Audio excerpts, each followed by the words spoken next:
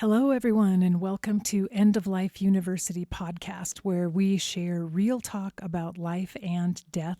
I'm your host, Dr. Karen Wyatt, and this is episode number 206. Today is a solo episode, and I'll be talking about a brand new series that I'm introducing, The Dance of Life and Death, and I'll tell you a little bit more about that in just a few minutes.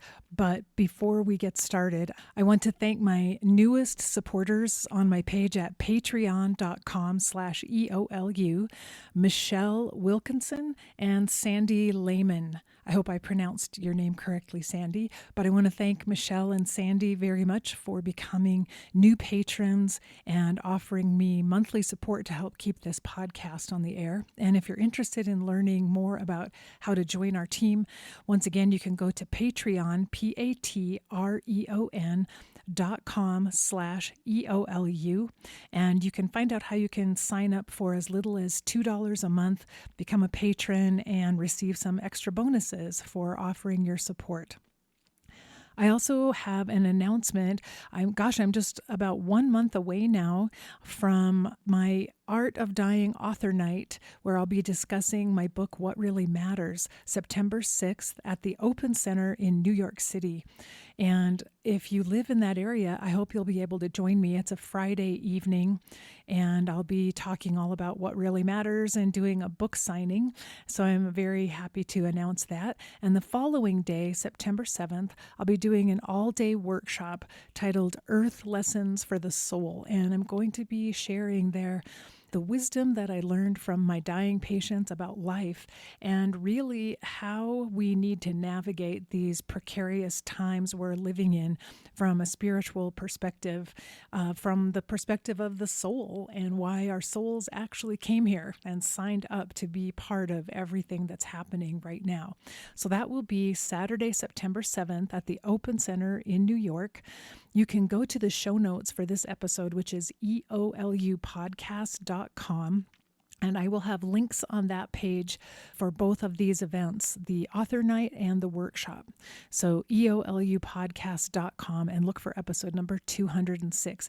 If you live out in the area or you'll be traveling there near New York City in September, I hope you'll be able to join me. I'd love to meet you in person and see you there. So we'll move on with my solo episode here and the things I wanted to share with you. As I mentioned, this is going to be a new series titled The Dance of Life and Death. And this actually comes from a little section in the book, What Really Matters, where I perceived life and death as partners in a dance. And here's a little quote from the book. Life and death, two partners holding one another closely, swaying eternally to the music of the universe. And so this 4-part series is going to be talking about my vision of a dance taking place eternally between life and death. And very interestingly to me, I have recently been reading a little book called The Dark Interval, Letters on Loss, Grief, and Transformation. These are letters that were written by Maria Rilke and translated and edited by Ulrich Behr. And Ulrich sent me a copy of this book, thinking I would be interested in it because I'm a big fan of the writings of Rilke, both his letters to a young poet and some of his other poetry I've really enjoyed reading. So Ulrich was gracious enough to send me this book.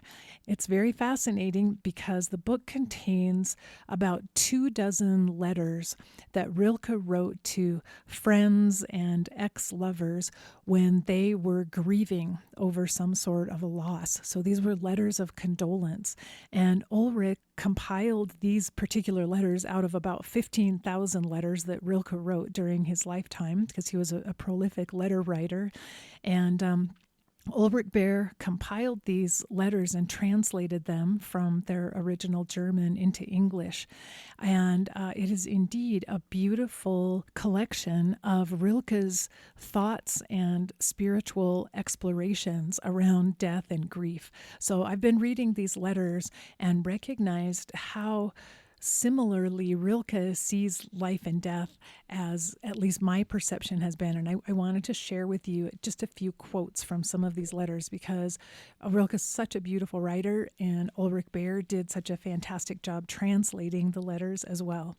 So the very first letter begins, "There is death in life, and it astonishes me that we pretend to ignore this death, whose unforgiving presence we experience with each change we survive, because we must learn to die slowly.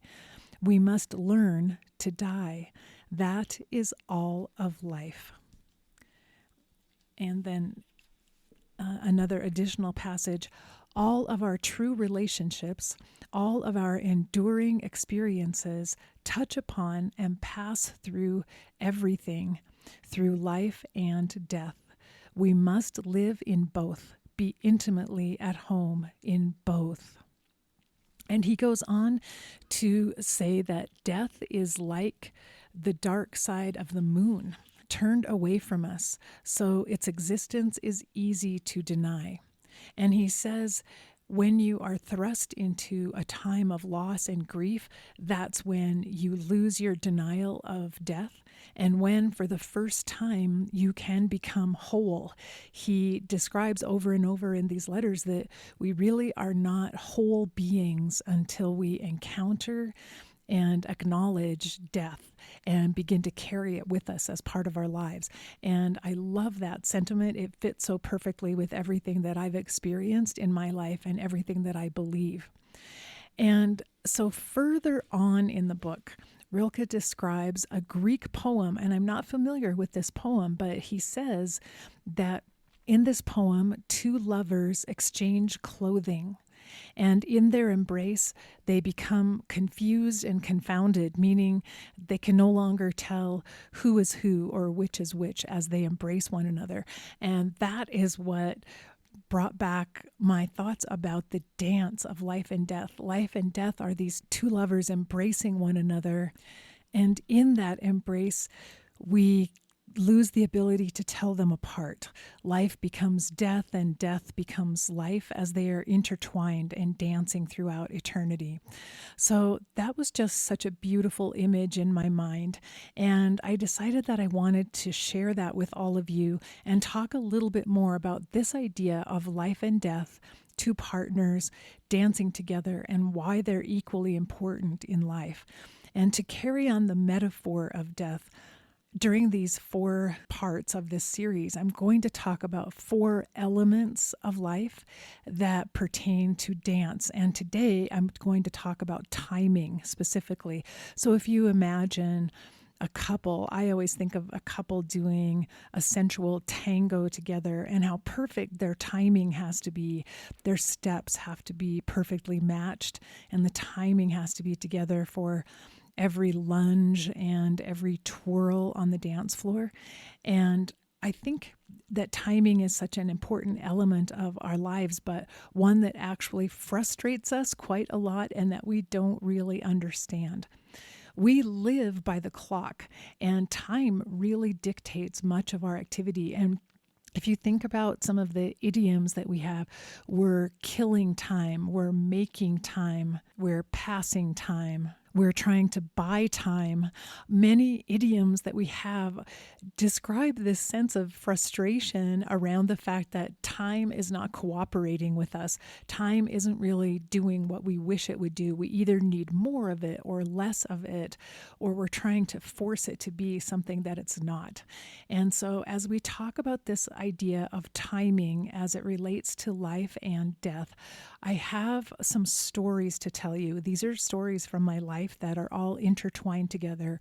I hope you'll find it interesting, hopefully inspiring as well. And I just want to share with you this idea of timing and why we have to let go of our attempts to control timing and learn to trust the natural timing of both life and death.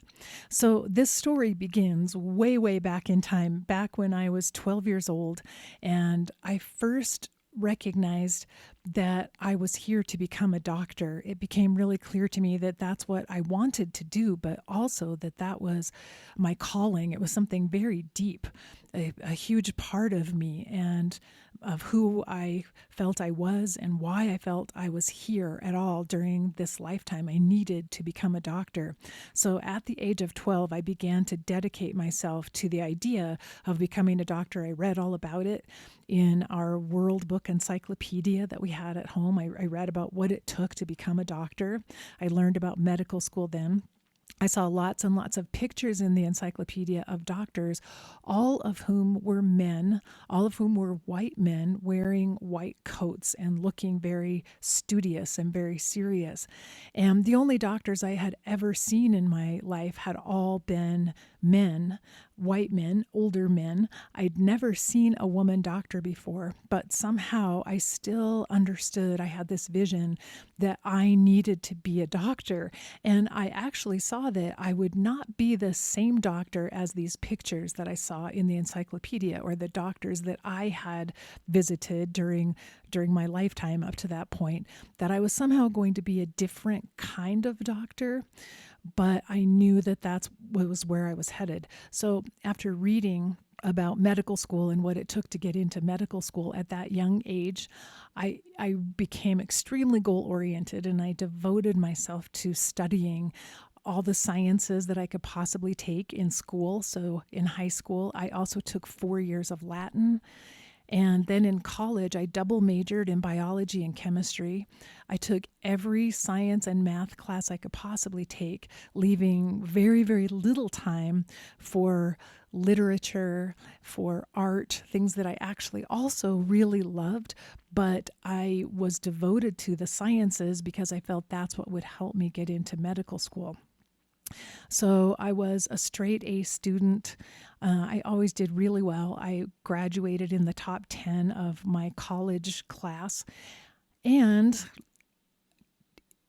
I did not get accepted to medical school the first year that I applied during my senior year in college.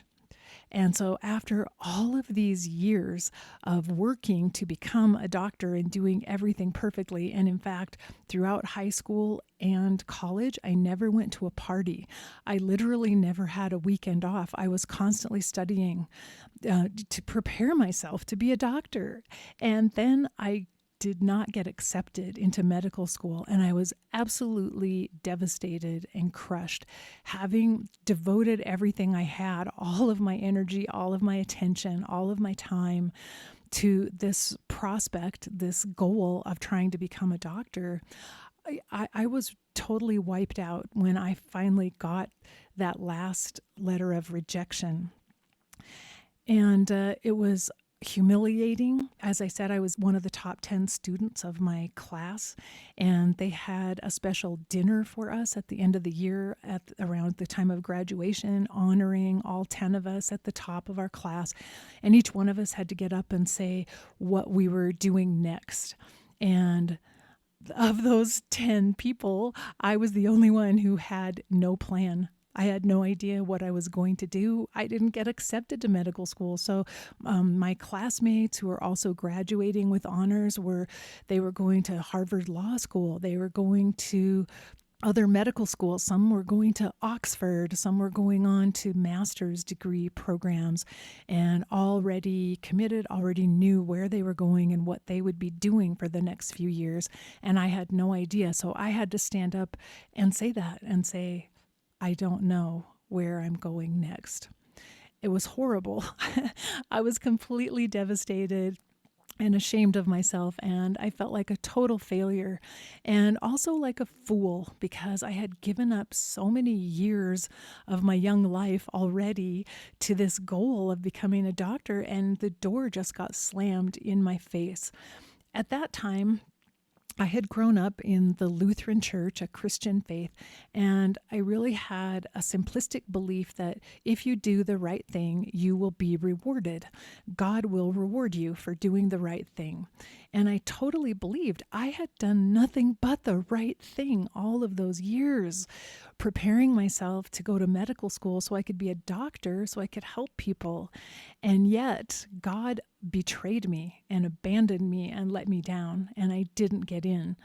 And so I really struggled. I was devastated and depressed. I ended up going to graduate school for 1 year. I got involved in a 1 year research program. So I started working in a laboratory, helping with research. I took a few classes, and I got a job as a bartender because I had to pay my way. I had to figure out how I was going to survive.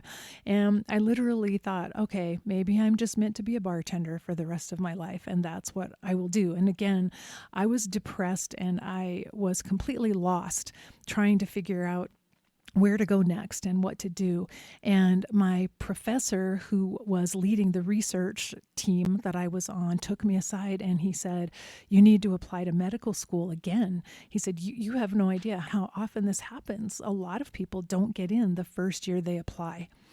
So he insisted that I apply again the next year, though I really hardly had enough energy to muster to do that again, to fill out all of the application forms and send them out. But the second year that I applied, I got accepted to 3 medical schools. So I actually got to choose which school I went to, which was interesting and amazing, yet I was still angry and I still felt betrayed that I hadn't gotten in the first year, which felt to me like the right thing that should have happened. That should have been the way the timing worked out. And I still felt humiliated and ashamed, even going to medical school and being a year older than some of the other students in my class. I felt embarrassed to tell them I didn't get in when I applied the first year. So I was carrying around a huge burden on my shoulders. But the year after medical school started and I was safely enrolled in taking all my medical school courses, my mom came to visit me and she brought me a gift, which was a clock that she and my grandfather, her dad, who was a carpenter, had made for me. The clock had a wooden frame that had the normal clock parts in the back and a face that had been placed on top of the wood that my grandpa had put together. And then my mom had painted on the front of it, "God's timing is perfect." She gave me this gift and she was so excited and so proud. And she said, "Now that you're in medical school, I know that you hated having to take a year off, but," she said, "I just wanted to remind you that God's timing is perfect. It's not the same as our timing, and it's perfect." And she was so happy and delighted with her gift. And I was furious because I was still really mad. I was mad that I hadn't been able to control the outcome and control the timing. And I was still carrying the burden, feeling betrayed by God, feeling foolish within myself of how much time and effort I had put into trying to get into medical school, and not believing that things had worked out perfectly at all. I was still bitter. So I didn't particularly like that clock. I didn't like what it said, and I didn't like having it hang on the wall as a constant reminder of this issue of timing that I did not agree with at that point. So I left it hanging in the little house where I was living for a while so my mom would see it when she came to visit. But when I moved the next time, which I moved frequently at that time, I stuck it into a box. And this was a box in my closet of craft projects that I had worked on in the past but never finished. I put the clock inside that box. There were skeins of yarn. There were needlepoint canvases, if that's what you call them. I don't even remember now. And in that box, there was a half-finished quilt that I had been working on for several years. This quilt I had been making for my best friend from high school, Kathy, who had gotten married a few years earlier, and I was her maid of honor. And I had decided to make her a quilt as a gift for her wedding. I'd never done anything like that before, I knew nothing about quilting. I just was arrogant enough to think, oh, I could make her a quilt in my spare time. And I chose a pattern that was very intricate with very small triangles and squares that had to be fit together. And I decided to sew it by hand because I thought that would be even more meaningful if I made the entire quilt by hand. So I had already spent a lot of hours working on that quilt for Kathy. And when her wedding arrived, again, it was at that time, it was less than half finished. And I told her about it, embarrassed. I felt sad. I didn't get it finished. I had no idea how hard it would be or how much work it would take to make an entire quilt by myself, by hand sewing every stitch of the quilt.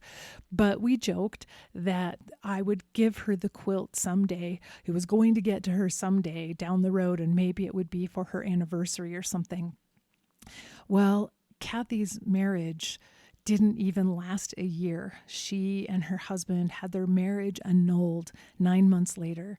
And so I had continued to work on the quilt. I'd made more progress on it, but suddenly it felt moot. Like, why am I making this as a wedding present for the marriage that didn't last? It's over with now. What do I do with this quilt? So I had kind of given up on it, and I put it in this box along with all my other half-done projects. Scarves I'd been knitting. As I said, needle points. I'd been trying to make a needlepoint picture I wanted to give to my mom. Never finished any of them. So the clock went in that box because it would be safe in there. There was lots of fabric and yarn, soft things to pad it. I stuck it underneath the quilt where it would be protected, but I left it in that big box. As time went on, again, I was in medical school at this time and then getting ready to move on to residency. So I moved a few times, and that big box of unfinished projects, which I now think of as my box of unfinished business, went with me on every move, but I never opened it. I never again looked at any of those projects in that box. I didn't have time. I was in a new phase of my life, and I'd lost interest in working on any of them. So I had taken that big box with me unopened through 2 or 3 moves. And I remembered hearing someone say, if you are moving a lot and you have a box that you never open, isn't that proof that you don't need whatever is inside that box? And so on my next move, which was to move in with my husband as we were getting married at the end of residency, I took that box to Goodwill and gave it away unopened and decided, whatever is in it, I don't need it. I haven't opened the box for all these years. I don't need it. So I gave that box away. And I didn't mind. I felt okay about it. I felt okay about getting rid of that and unloading it so I wouldn't have to keep carrying it with me. But a few months later, my grandfather died, and I went home for his funeral. And my mom was saying to me, I'm so glad that you have that clock that Grandpa made, because that was the very last thing he ever made. And my grandpa was a carpenter, so he had this amazing wood shop. His whole garage was turned into a woodworking shop with all of these tools. And I remember piles of sawdust and stacks of boards and just watching him work out in his shop. And my mom described to me how she had asked him if he could make this clock, and he hadn't even been in his wood shop for many years at that point. He was in his 80s at that time, but he really wanted to make the clock for me. So he went in the wood shop and she helped him pick out the wood, and she actually went there to sit there with him while he worked on it. And she said his hands were very shaky. He had a hard time seeing, but it meant so much to him to make that clock. And he put in so much effort putting the boards together, just such a way, like cutting them, carving them around the edges, so that it would look beautiful with the face of this clock on it.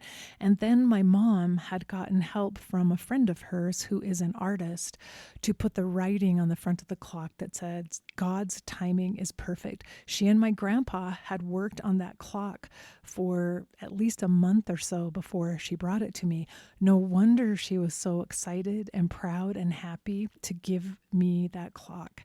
And in that moment, I was completely blown apart because I saw myself so clearly. I saw my pettiness, my shallowness, my immaturity.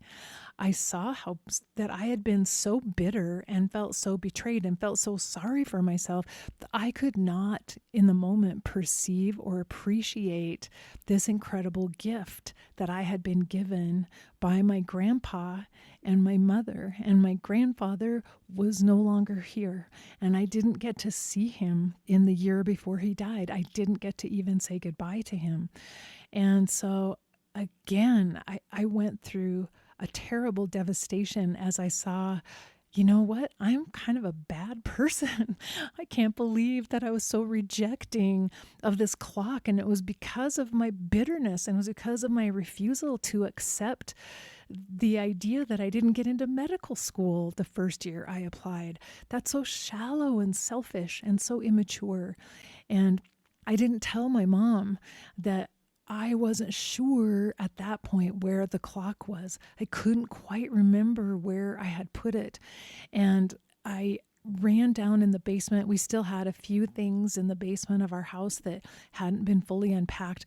I tore through those boxes when I got home, and the clock wasn't there.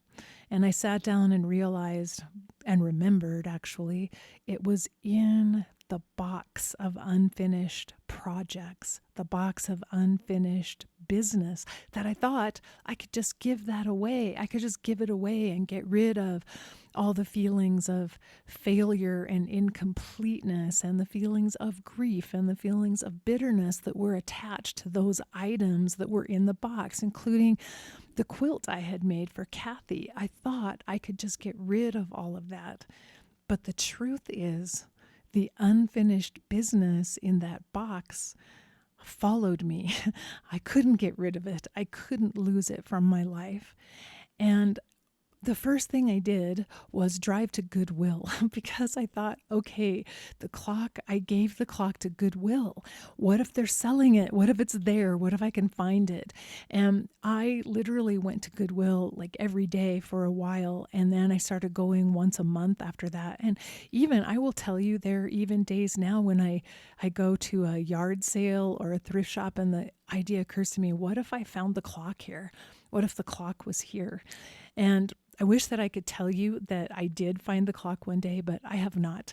I have lived all these years without the clock my grandpa made for me by hand and my mom painted for me by hand, which I selfishly and foolishly gave away. So I have carried that burden of my actions of giving that clock away for a long time. And the day that my mom talked to me about the clock and how special it was, that's the day I also woke up and realized the perfection of the timing of my entrance into medical school for the first time. Because, as I said, I had worked so hard through high school and college, never really even took a day off. I was constantly studying, constantly learning in order to be prepared for medical school. During the year off that I had against my will, that I didn't want to have, that year I worked as a bartender. I met some fascinating people. I learned a ton about life. I learned how to negotiate, really, my own life and paying bills and making money and working for someone else. And I got some crushes on guys that I dated that year. I drank alcohol for the first time ever and learned about that world. Went to a few parties. It completely opened me up to some things that I had denied myself during all my years of trying to prepare for medical school. And I realized that was probably really important education that I needed to have at that time in my life. So that one year, I was still being prepared for medical school. I was still learning things I needed to know. I just didn't realize it. Also, when I got to medical school, I entered into the most amazing and unique class of students I could ever describe to you. I made so many wonderful best friends in that class, and we had really an incredible time in medical school. For as stressful as that training is, we had super talented people in our class and creative people, a lot of musicians. We formed our own little band and we wrote parody songs and we wrote skits. We had so many people with acting talent, comedians, dancing, tap dancing. We had people with all kinds of interesting skills, and we all got together and started performing skits at pretty much every quarter of the year for our classmates, and then eventually the entire medical school, and eventually most of the staff of the hospital next door started attending our performances because they were so much fun and so amazing. And so had I gotten into medical school 1 year earlier, chances are it would have been a different medical school and it would have been a different class with different people. By getting in 1 year later, I got a chance to be part of that class with those people with whom I connected so well. And many of us are still friends today and still in touch with each other. So that was absolutely perfect timing. I got into the right class at the right time with the right classmates. But the next thing that happened after medical school, I went to residency training, and in my residency training is where I met my husband, who was in the same class as me, a year younger than me. And I would have probably not met him and probably not met at that same training program had I gotten in a year earlier. So because I was, let's say, held back a year, I was in the right place once again to meet my husband, the man that I've spent my whole adult life with. And we just celebrated our 34th wedding anniversary. So those incredible blessings may not have happened without that perfect timing of me not getting into medical school. And all these years later, I've been able to look back and kind of laugh at how short-sighted I was at the time and how devastated I was by not being able to see that there's something bigger than just the way I think things should work out. There's something more important than that going on here. So I learned a lot early in my life about timing and accepting timing and the way things work, and that often the timing of things in our lives, it's not what we hoped for, and particularly the timing of death. Because I'll tell you something else. Shortly after I grieved over missing the clock that I had given away, my friend Kathy died. And so not only did I never finish the quilt in time for her marriage, I never finished the quilt for the rest of her life. So she died of an overdose. And so the timing of her death felt absolutely horrible to me. I couldn't even believe that it happened. I couldn't imagine that she was gone. And I was plunged once again into such grief and guilt. Again, I hadn't seen her for the previous year. She'd been struggling a lot with mental health issues. I hadn't been able to visit her. And once again, I remembered the quilt. I never finished the quilt. I gave it away. I took it on. I couldn't do it. It was bigger than me. And I let her down. I didn't visit her. I felt horrific guilt from not being the friend that I had wanted to be for Kathy, and wondering and questioning, would she still be here if I had been able to get more involved in her life and if I had been there for her more.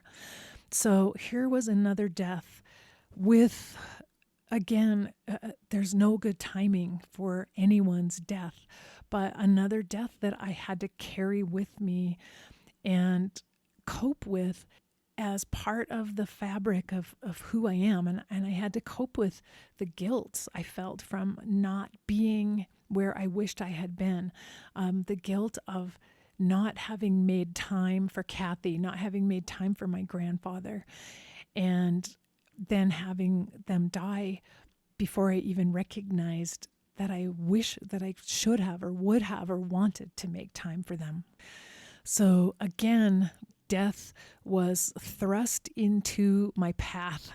And this was all just 3 or 4 years before my father's death would occur. And so already I was looking at death and looking at grief and wondering about it and dealing with it before my father even died. And as I read the letters from Rilke that he sent to his friends who were grieving, I was really touched with how he talked about the idea that we are not really whole in our lives until we have accepted death. That if we insist only on looking at life and what life offers us and try to ignore death and what death offers us, then we are not whole in our being. We are not whole people, and we're not living wholly the way we should. And Rilke went on to say, in many ways, those of us who have early experiences with death are fortunate because we're given the opportunity to get acquainted with death, to see the other side of the moon, to recognize the partner of life in this dance that is taking place. Through our pain and our sorrow and our grief, we are able to become our whole selves and whole people finally, because we can bring death back into life. We can unite the lovers, life and death, and allow them to dance through our own lives.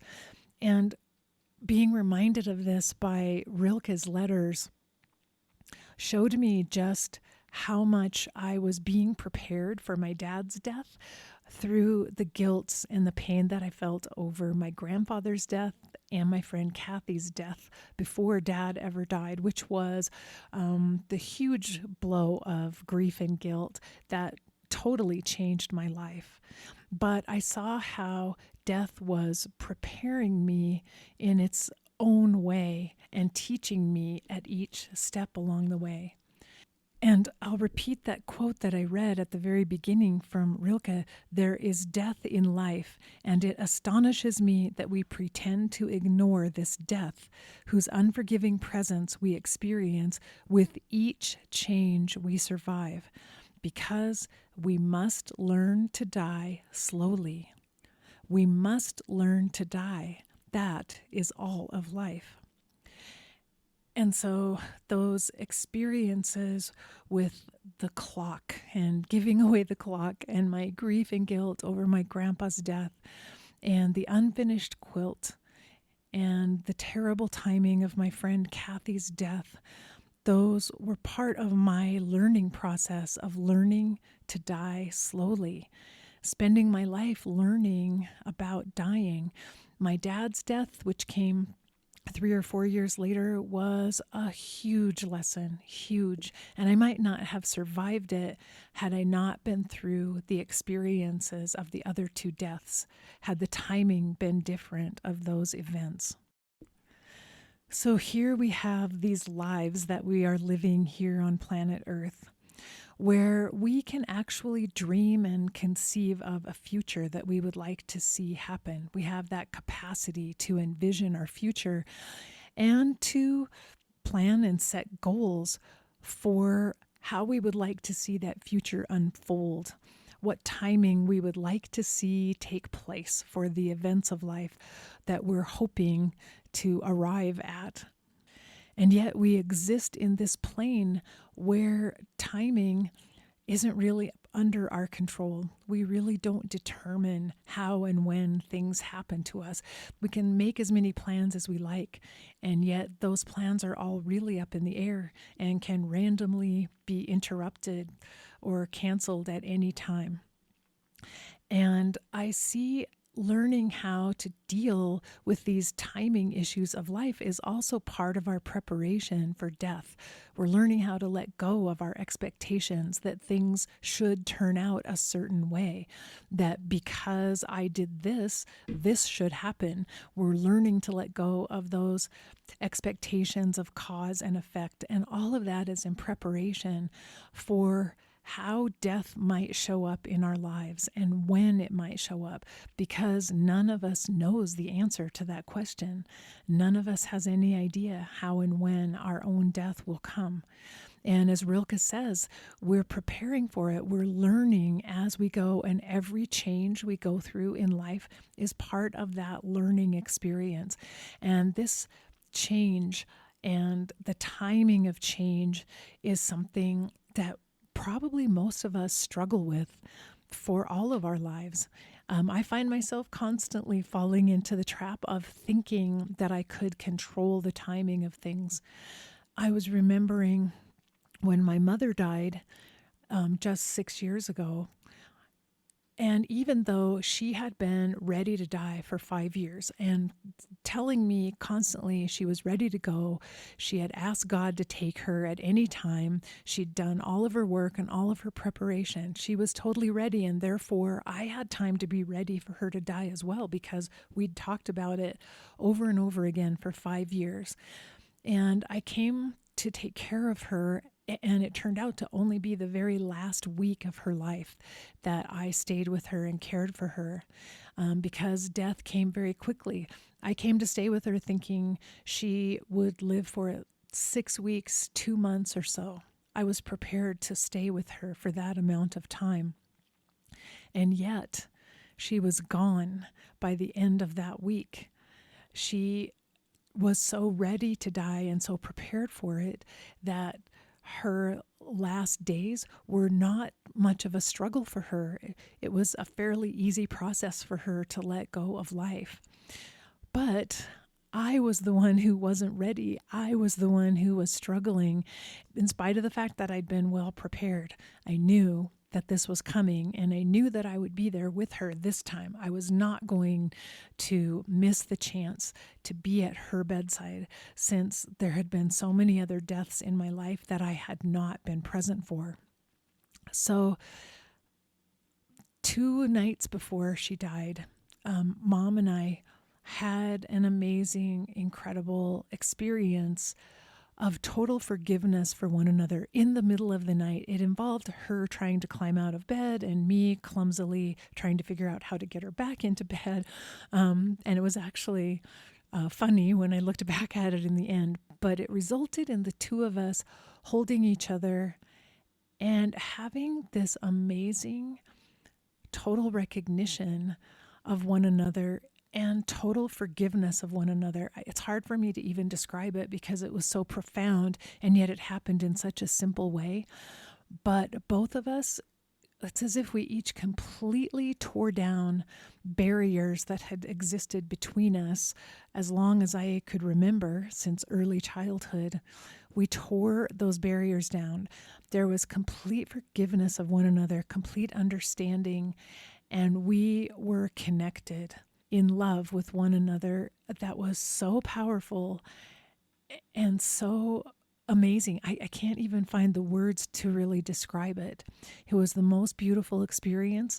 And in my heart, I remember saying to myself, this is the love from my mom that I've been waiting for my entire life. Here it is. She loves me. I love her. And it's pure and it's clear. And there are no strings attached, and there are no agendas, and there are no hidden resentments. There's nothing. It's pure love. And at last, I found what I had been searching for with my mom for my whole life in that moment.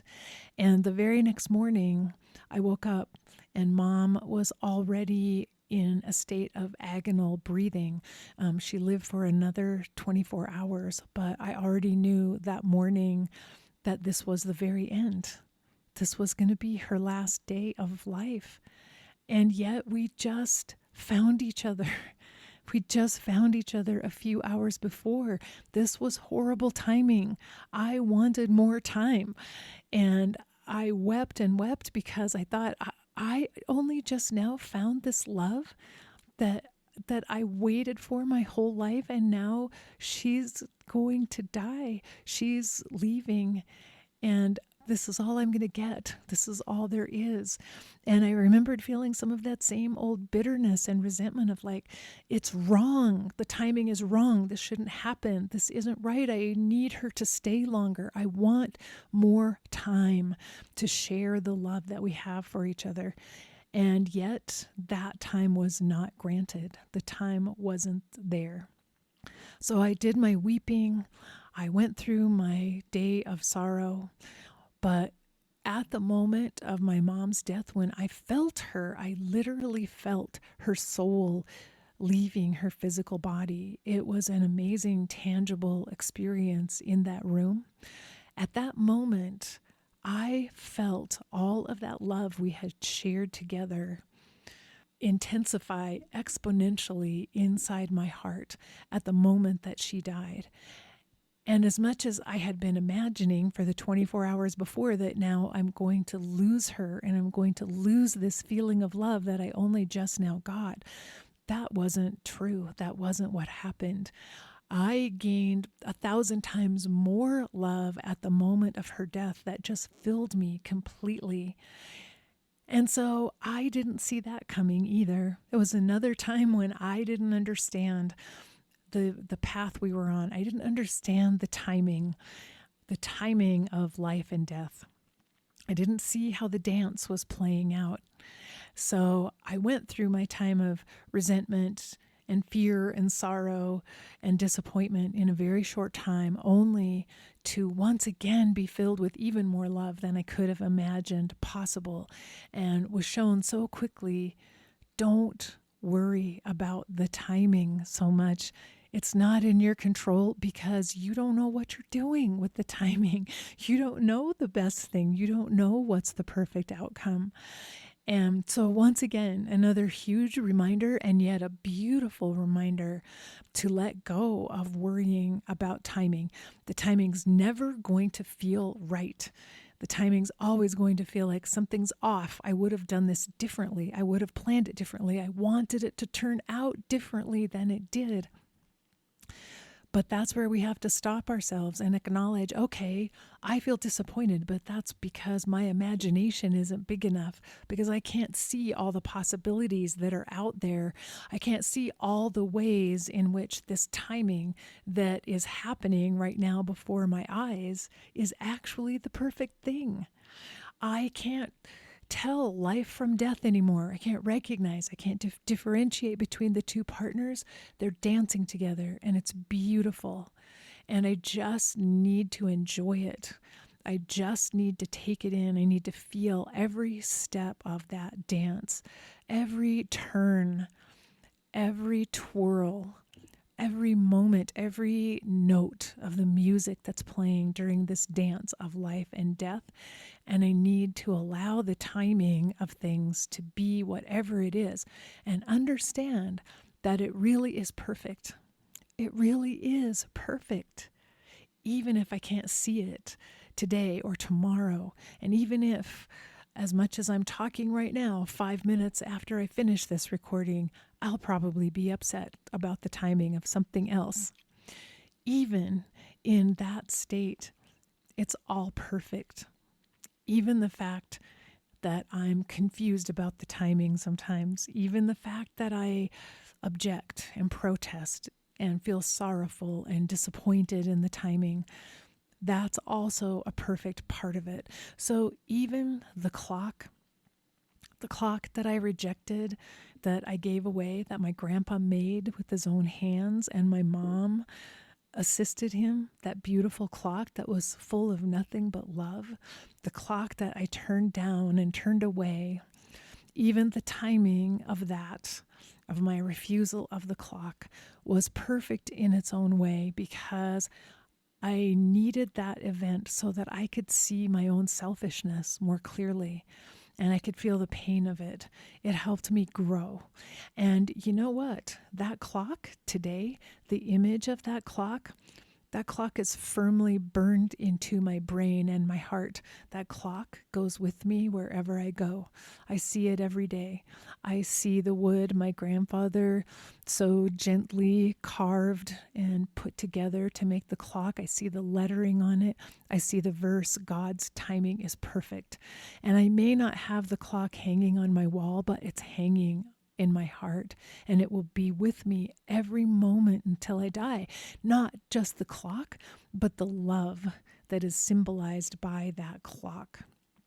And so even the mistakes that we've made that we might think are mistakes, the times when we haven't followed through, we didn't show up, we weren't there, we let go of something, we didn't notice it, we didn't care enough about it, even those events have been perfect in their own way, and all part of the timing, all part of the learning process as we're learning slowly through each change, through each experience, how to die. And so I'll leave you with that story in your minds.